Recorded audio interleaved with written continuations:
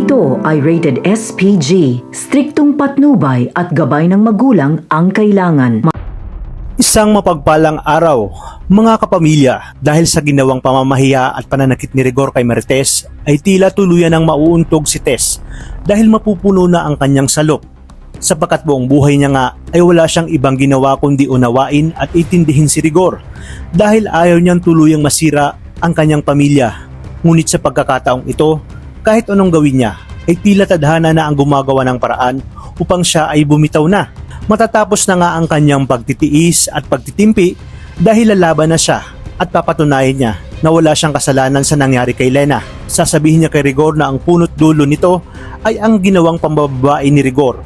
Sumagot naman si Rigor na walang dapat sisihin kundi ang demonyo nitong anak na si Tanggol dahil panay problema at peligro na lang ang dala nito.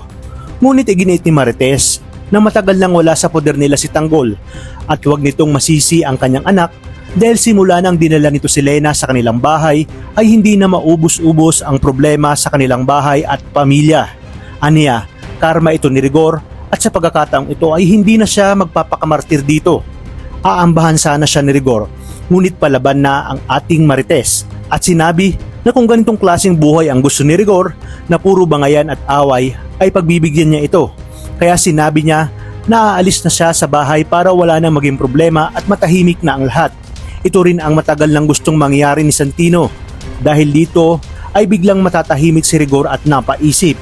Maya-maya pa ay babalik si Marites sa lugar kung saan siya madalas magpalipas ng oras at dito muling magkukrus ang kanilang landas ni Ramon.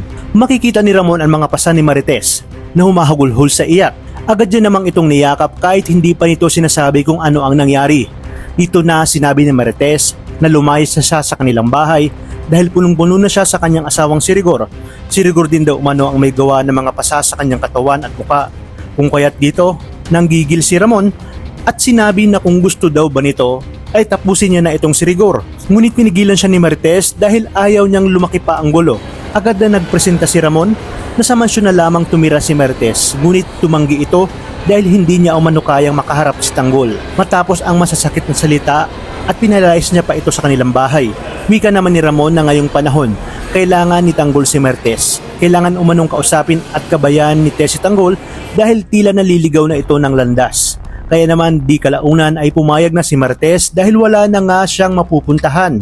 Ano kaya ang kahihinatnan sa oras na madatna ni Marites si David at Olga na nagpanggap bilang beng sa kanya at nasa mansyon ngayon ng mga Montenegro? Iisipin kaya ni Marites na magkakasabwat sila o dito nalalabas ang baho ni David at Olga sa oras na malaman ni Tess na hindi naman talaga si Tanggol ang nasa poder ni Ramon kundi ang kanyang anak na si David.